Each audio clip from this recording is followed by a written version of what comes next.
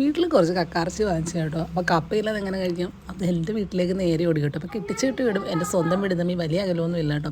അപ്പോൾ അവിടെ കുറച്ച് കപ്പ നിൽപ്പുണ്ടായിരുന്നു. പറിച്ച് മിച്ചം വന്നതാണ് കേട്ടോ. അപ്പോൾ അതാ ഈ 3-4 ജോഡ ഉണ്ടായിരുന്നു. ഞാൻ നേരെയെന്ന് ഒരു ജോഡ് പൊക്കി കേട്ടോ. വീടിനകത്തേക്ക് പോലും കയറില്ല. ആദ്യം ചെന്ന് കപ്പയാണ് പൊക്കിയത്.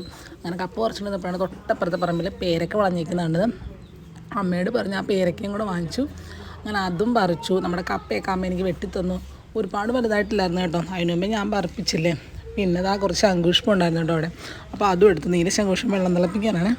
നേരെ അതെല്ലാമായിട്ട് വീട്ടിൽ വന്നാൽ നമ്മുടെ കപ്പയൊക്കെ വേവിച്ചു. അപ്പോൾ ഏത്തമുട്ടും കപ്പയായിരുന്നു കേട്ടോ. അപ്പോൾ ഒരു വർഷമായിട്ട് ആ സമയത്ത് വിളവെടുക്കണ്ടായിരുന്നു. ഞാൻ എൻ്റെ കൊതി കൊണ്ട് നേരത്തെ പറിപ്പിച്ചെന്നേ ഉള്ളൂ. എന്നാലും എനിക്ക് ആവശ്യമുള്ള കപ്പ കിട്ടുന്നുണ്ടായിരുന്നു. അങ്ങനെ നമ്മൾ ആ കപ്പയൊക്കെ റെഡിയാക്കി അതിന് കൂടെ നമ്മുടെ കക്കാർച്ചി ഫ്രൈയും കൂടെ വെച്ച് കഴിക്കാൻ വേണ്ടി പോവായിരുന്നു കേട്ടോ.